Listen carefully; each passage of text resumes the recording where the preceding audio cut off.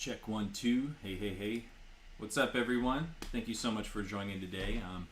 I'm your product specialist, Nick Bell, for today. I'm going to be talking about something that I think is really cool, which is what we call field controls. They're actually power amp controls, but we like to call them field controls because depending how you set them, it really changes the feel and overall dynamic of the amp. And I think they're probably some of the most parameters in amp models that get overlooked. From my experience talking with others, it sounds like it's one of those things where it's like, well, I don't really know 100% of what these do, so I don't really touch them. Or, everyone's really focused on their effects and their placement and dialing in their amp the way they want it, where these parameters may get overlooked. So before I get too deep into it, let's check levels. You hear my voice now. Let's hear how the guitar sounds.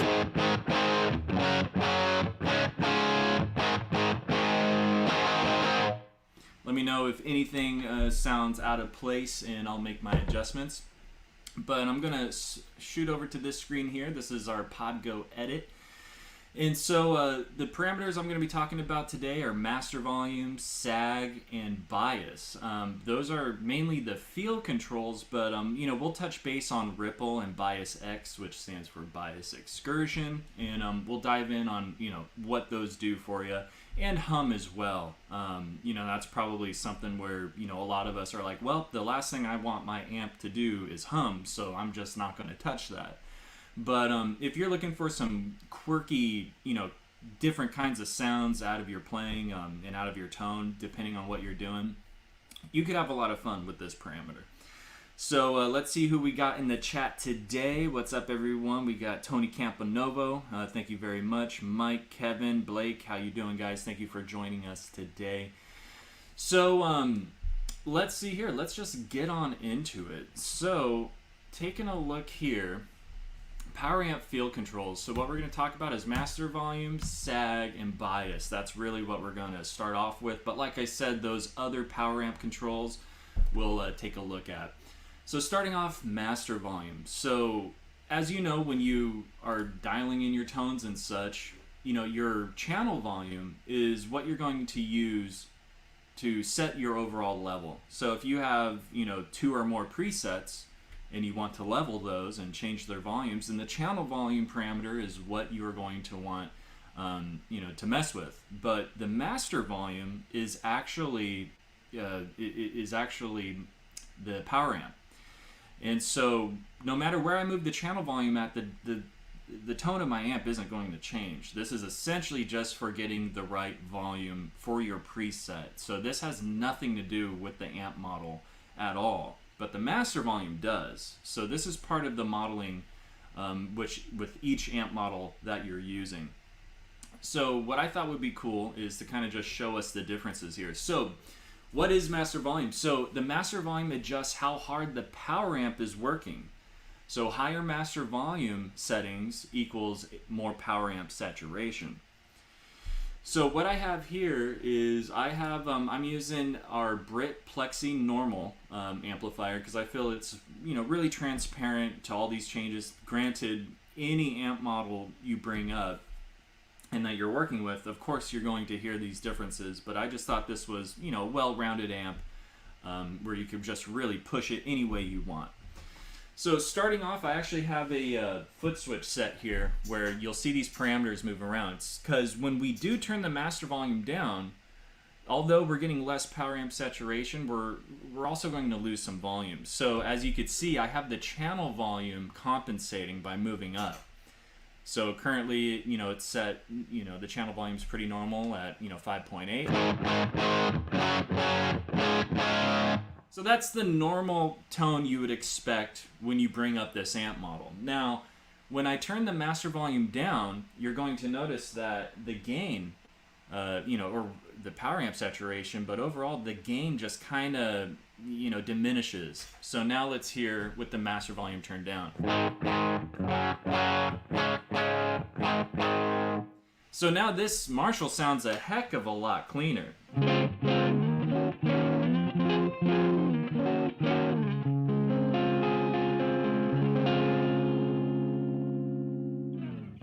But then if I crank that master volume up, same chords, this is what we get.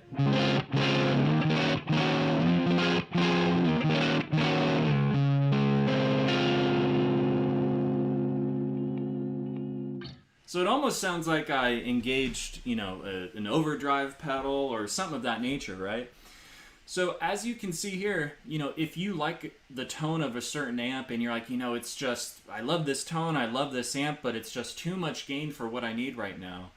Take a look at that master volume and move that around. But I thought this was a, really good example to show how you can adjust or just find that sweet spot you're looking for when when gain is a concern. And to circle back, what the master volume is doing is however hard your power amp section is pushing, the more saturation and gain and all sorts of goodness you're going to get from the preamp section. So that's what the power amp is doing. The power amp is pushing your preamp and everything else. So however you want to push that power amp is going to really determine how that amp is going to sound overall. Taking a quick look at the chats, looks like we got people coming in. Thomas, Daniel, Marcin, thank you so much for coming. Pleasure to have you guys. So that's what we have with master volume. And again, guys, as I'm going through this, if you have any questions for pod or HX modeling in general, feel free to let us know. I'll do my best to answer. We have product specialist Tony Camponovo in the chat as well, and so I'm sure he could answer off some questions as well. So let's take a look here. That was our master volume. Let's move down to sag. So for a lot of us who maybe aren't 100% sure, or maybe you Eddie Van Halen guys out there are really hip on this already. Whenever you, what's a good way to put this? Whenever you deny an amp or even an overdrive or distortion pedal, whenever you don't give it enough juice, its power section does this thing where it will sag, let's say. Eddie Van Halen was known for using a variac. He just wanted to lower the volume of his amp when playing in clubs, but and so he thought, well, if I just turn the power down, it'll, I'll be able to get the gain I want, but without all the volume.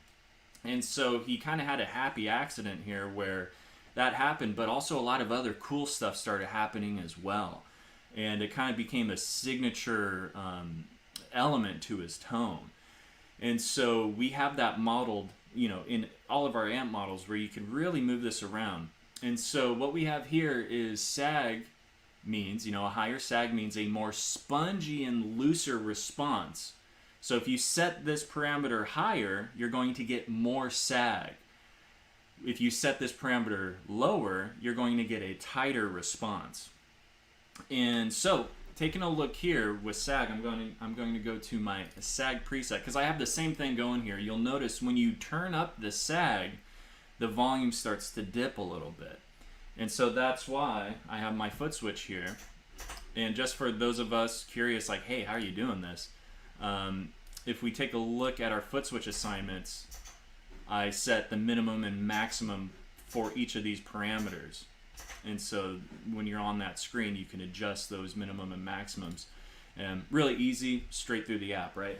But anyways, so at a normal sag setting, whenever you pull up an amp model, it's going to be, usually right at 5. It may move a little bit, but wherever that parameter is, that's going to be the normal operating level when we modeled this amplifier. So if we turn sag down a bit, you'll get a different reaction just like when you turn it up, right?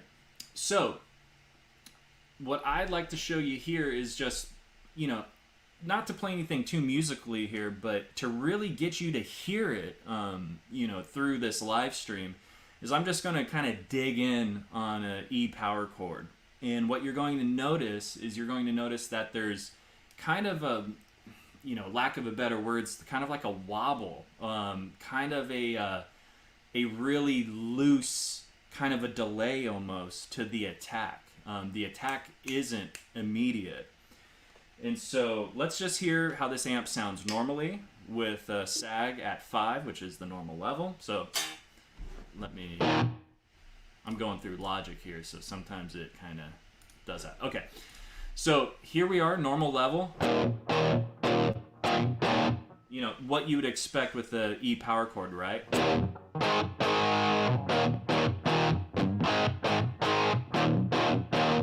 Now, when I crank that sag up all the way, now you're going to hear that kind of, that wobble I was talking about.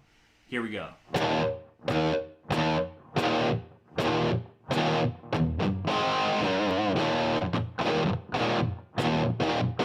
You know, it may be hard to hear, especially online if you're listening through a phone or your computer.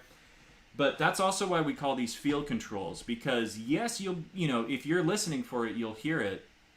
But where the magic really is being behind the guitar. You know, you feel this interaction you have with the amplifier, and so it's just it's just a way to, you know, kind of find what you like, you know, because when you play different amplifiers, they all have different sounds and tones and, you know, feels. And so this is how you can really adjust each amp model, you know, to your liking. So now let's go back. Hold on, let me just do this to Logic. Now we're good. So this is normal.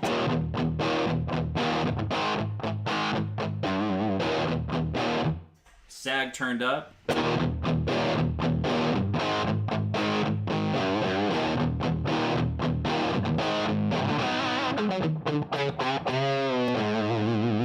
You know, and that sag turned up all the way.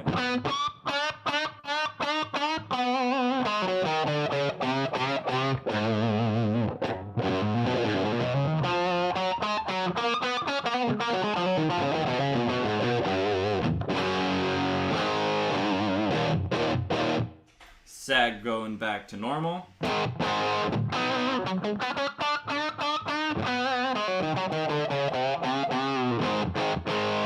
You know, that attack is right there, but when we turn up the sag again, you could really hear it there, even on that A chord.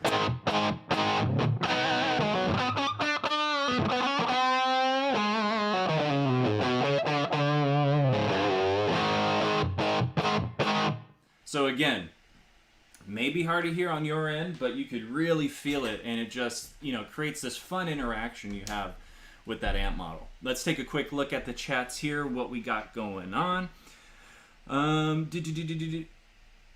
Let's see. Kevin. Hey, Nick. I think this is a good question here. Let's put it up on the screen. Hey, Nick. Kevin, thank you so much for your question. Nick, I just bought the Line 6 Pod Go. It claims that it has some of the Helix amp models. Is it possible to import customized Helix profiles I see for sale online? So, Kevin, great question. To answer your question, yes, Pod Go, all the amps and cabs in Pod Go are the same amps and cabs found in Helix. Now, the thing is the presets for Helix and presets for Pod Go are different presets, although they share the exact same building blocks. So if you find a Helix preset, you cannot transfer it over to your Pod Go. You can always look and see what those parameters are set on a Helix device and recreate those in your Pod Go, and it's the exact same thing. But unfortunately, if you're looking at presets that were, you know, curated for a Helix device, you cannot transfer those over to Pod Go. Like I said, that's why, you know, if you were able to view those presets on a Helix device, you could literally just mirror them on your Pod Go. So sorry about that, but to overall answer your question, at least you know, yeah, 100%. Pod Go has the exact same amps, cabs, and effects as Helix. Taking a look. And Greg here, I've noticed that sag is most noticeable when playing single coils. Oh, okay. Well, let's mess around with that. Kevin, my pleasure. Thank you for joining today, and thank you for your question. So let's go to single coil mode. So currently we're in humbucker. Now we're in single coils. So your sag, that's normal.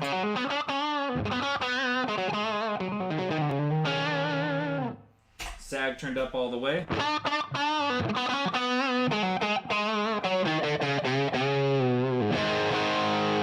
Yeah, you really do.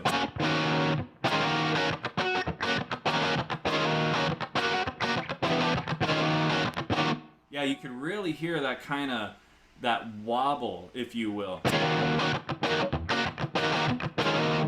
to the neck.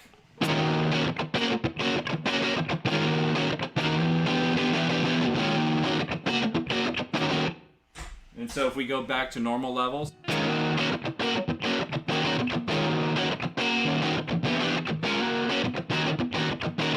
oh man, you really do hear that. Here's sag turned up again.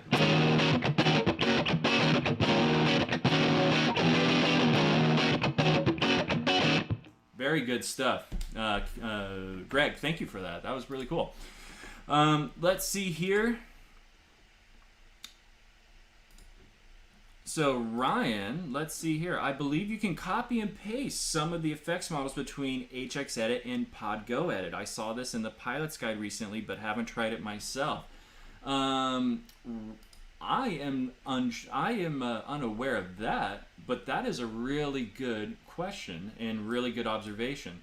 So let's see here. What since I'm running all my audio through a Helix rack, let's have some fun. Here's an HXEdit right there. So what I can do, let's see if I can copy this amp block in PodGo. Here's HXEdit, and let's see, and we'll try it the other way. And let's see if I can paste it. So it's not given. Let's try it another way. Let's do a distortion. So I could copy this and paste it here. It doesn't give me the ability to do that. Maybe I'm doing something. I'm pretty sure copy. It doesn't give me a way to copy it, because I could always, copy this reverb and then paste it again here, let's say. So now I have two, so I know I'm copying it. Let's go back into HXEdit, try to copy that. So it looks like I can't do that currently right now. So maybe that is, I don't know. But hey, we tried it and there it is. But good stuff, guys. I love the community we have going on here. So good stuff. So perfect, guys. Keep your questions coming. We'll do our best. Pago. Okay. I'll double check that and see what's going on. All right. So we just finished SAG. Great stuff and great observations and questions. Much appreciated. So that's what we have with SAG. Let's move on to one of the more final field controls, which is bias. So anyone here who has ever, owned a tube amp and had it retubed, we're all familiar with bias. And for those of us who aren't familiar with bias, it really determines how hard your power amp is working. And so when you would get your amp retubed, sometimes your amp guy would ask, well, do you want your amp to run a little hotter or a little colder? And so when your power amp is running a little hotter and, doing a little more work, it's going to have, some more volume and definitely some more gain, with other characteristics where, it may sound a little more bright, a little more brittle. And so what we have here is a higher bias level equals a less resting stage for the amp. So 100% bias means Class A operation. So that's why using a kind of a British, this amplifier that's modeled after a very popular, brand over there in England. This amp is a Class AB power amp. So what that means is it has a resting stage. So if you turn the gain down and you turn the volume down on your guitar and pick really lightly, what you're going to get is the power amp, if you think of like a car with RPMs, it'll rest if you're barely picking the strings, or maybe you just are not playing. The power amp is going to rest kind of like how your car's RPM does when it's idling.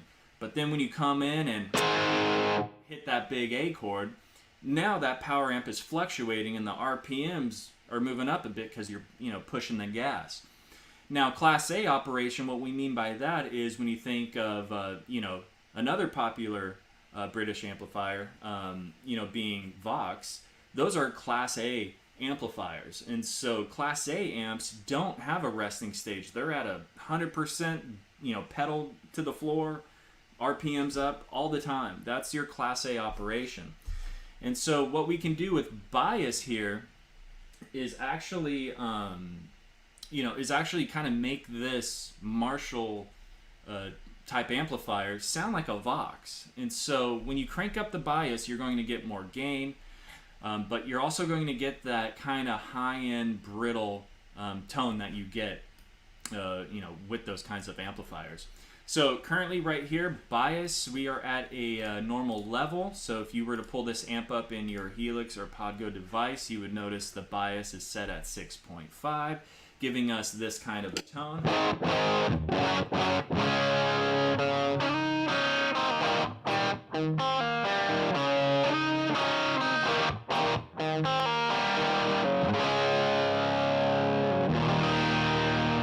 So now let's hear what happens when we crank this bias up to 10.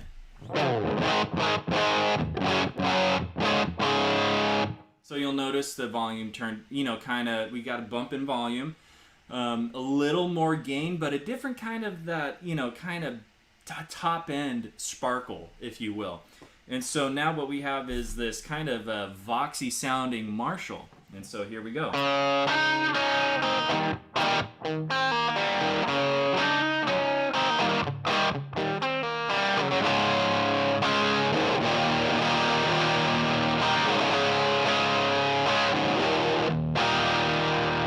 So then if we go back to that, 6.5,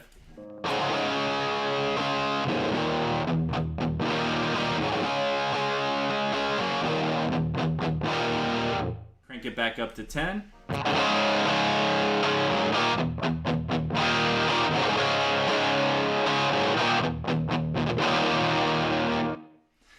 So now we have this kind of well-rounded kind of, this low end that's really smooth. If anything, the low end kind of, diminished a bit. And you, like I said, you have a lot of that high-end sparkle, something you would really expect from a Class A amplifier.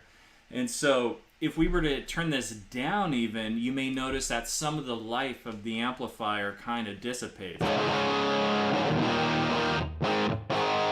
If we turn this down even more,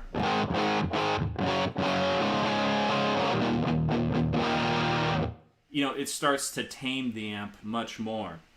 And so if you really think about it, you can really, really dial in each amp model to your liking with these parameters. And we could see just with bias alone how much that'll do. And just like in the real world, this is, why so many users, have, their amp guys that they take their tube amps to, and spend hundreds and hundreds of dollars to, have them tweak this stuff.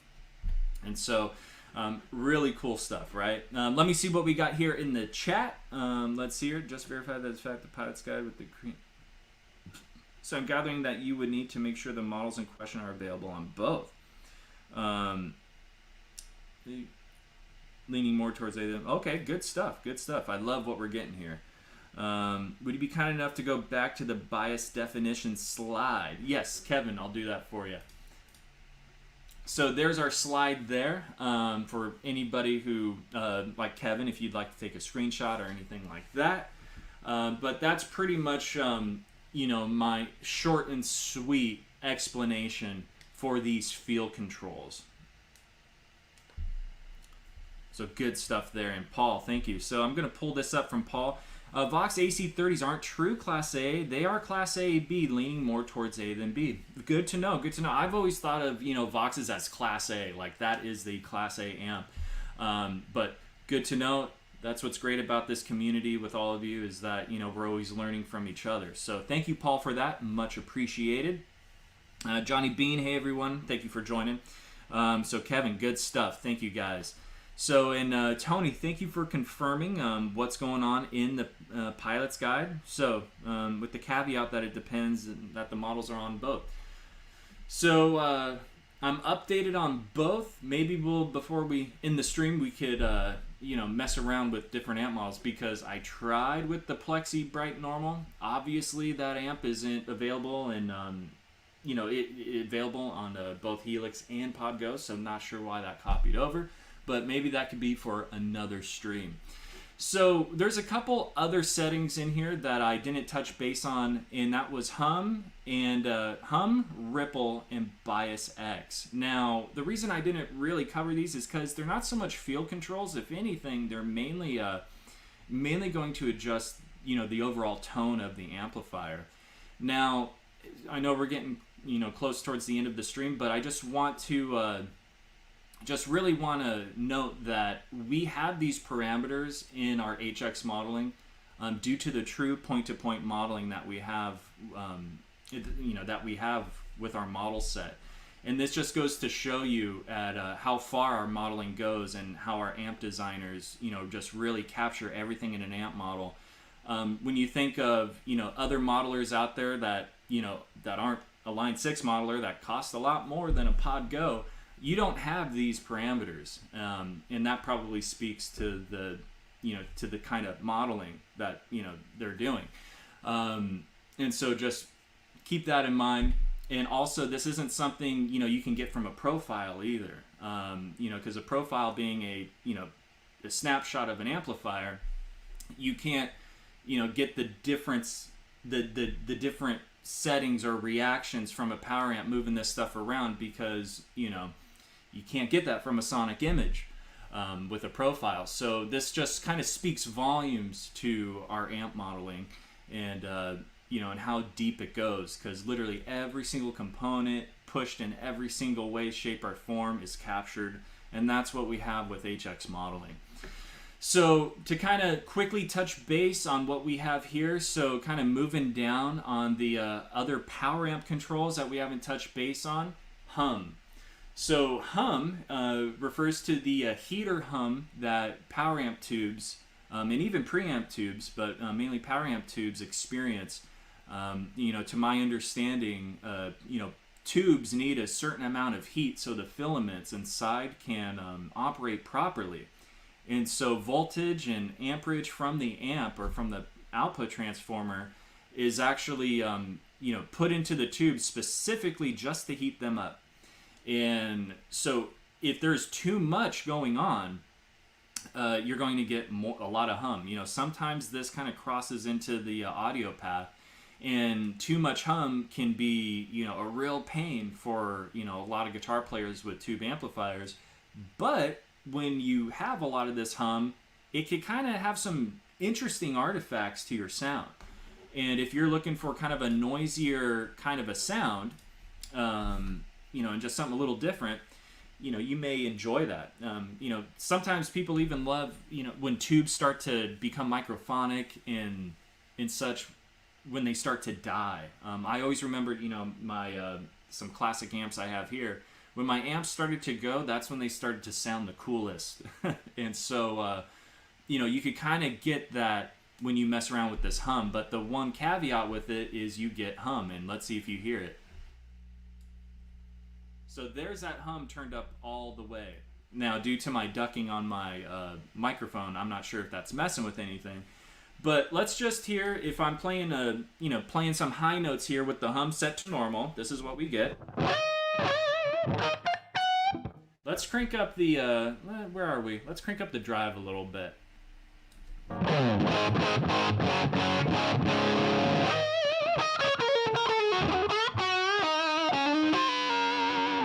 So that's hum at normal.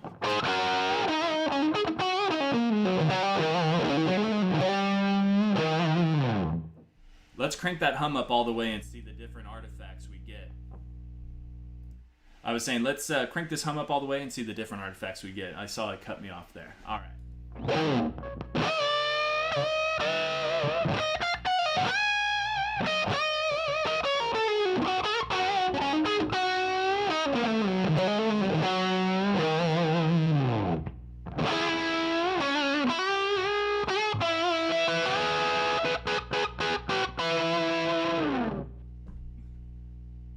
So as you can tell, having that hum, it is annoying, but it kind of makes the high end and just, chords and other notes that you're playing have a different attitude to them.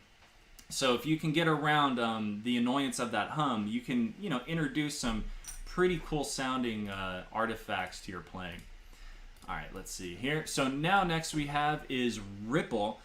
So ripple, what that does is it controls the amount, or adds, controls the amount of AC ripple that you get in your signal. Now, if you dive into this whole world, you'll always find that ripple is undesirable. But this is something where, if you have your master and gain turned up, you may hear a bit of a difference. I've always enjoyed having the ripple turned up a bit.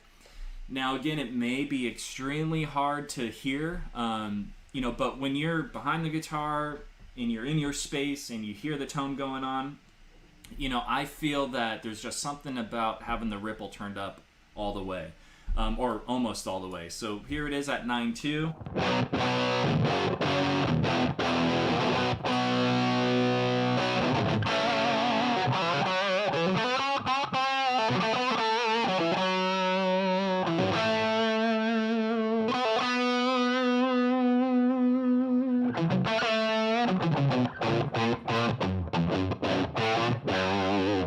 Let's turn ripple down.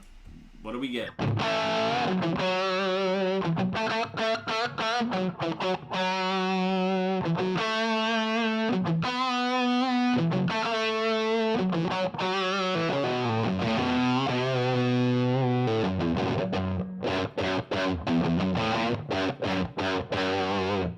So there's a little bit of a different attitude there when you turn that ripple up.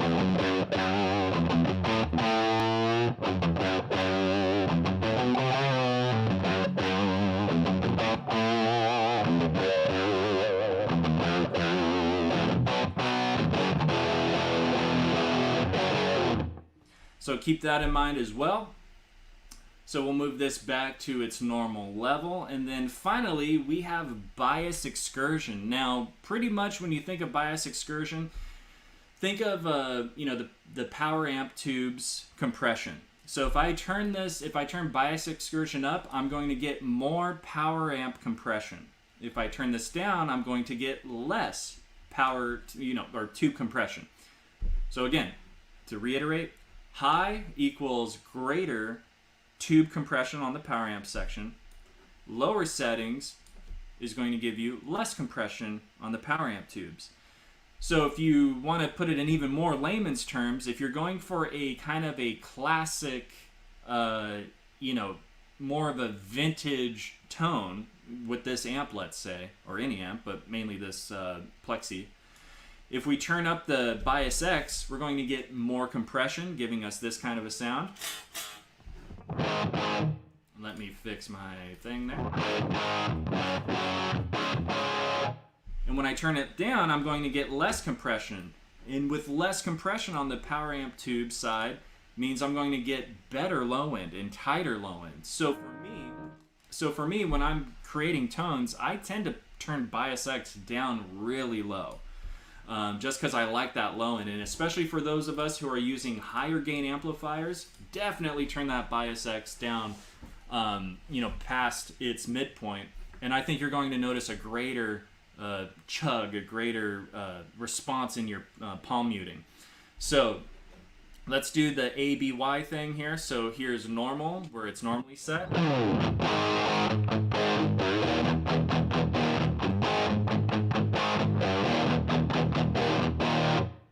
Turned up.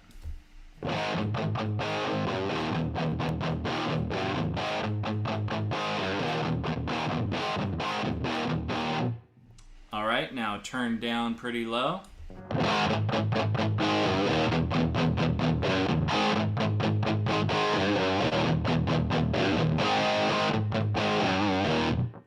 So as you can tell there, just moving that bias X around a bunch gave us, three different kind of sounds out of this amp. And again, I like tight low end, so I tend to always have that bias X turned down. And so with that said, that's your power amp controls. That's all of them there. We saw which ones are responsible for, controlling the feel and so on, as well as your tones. So, don't be shy with these settings. Move them all around, because when you think about it, every tube amp you've ever played, whether it was at a big box store or some pawn shop, God knows where, You'll notice, I've played this many Marshalls or Voxes or this or that or whatever it may be, and you'll notice they all sound different, even though, it's the same amp model, but maybe it was made a year or two later. You never know who owned that amp before and what they moved around. You also, I'm not sure just, how that amp was, dialed in when it came off the assembly line. And as you know, with, different amplifiers like Marshall, you could play, the same model in a span of 8 months and they sound completely different because of the different materials they had at the time. So things are always in different places with these amps. And so if you're going through each amp model in your Helix or your Pod and you just kind of want to get it dialed in a little, more to your liking or what you may have heard in the past, you're going to want to move these around. In my opinion, these power amp settings are just as crucial as the preamp settings that we're all messing around with up here. So that's my piece on the whole power amp section. Let's turn it over to you guys, see what questions you guys have, if any. And if not, we will get the heck out of here. Orlando sounds more distorted. Yeah, for sure. You could definitely hear that with the more compression as well. Just assuming you're speaking about the bias Excursion. But yeah, you could definitely hear a little bit of that. When you crank that up. But other than that, it looks like we're all good here, guys. Thank you so much for joining the stream today. I hope you had as much fun as I did talking about these settings, and hopefully that kind of lifts the veil on the whole power amp section here, because like I said, these tend to be the amp parameters that get overlooked the most. So definitely dive in, have some fun with that. And definitely, if you guys enjoyed what we were doing today, make sure to check out our lessons. Go to line6.com/events, and you would get scheduled with one of the product specialists. It could be me, Ross, Tony Campanovo, and kind of like what we did here today, but one-on-one, and it's free. That's something you don't hear too often nowadays, so make sure to hit that up, and we'll get you guys scheduled. But other than that, guys, thank you for joining. Happy holidays and have a great new year. I'll see you sometime in January. But other than that, I am done. Stick a fork in me, as Tony would say. And we will see you at the next live stream. I'll leave this lessons page up in case you want to sign up for anything. But other than that, thanks again and be safe. Take care.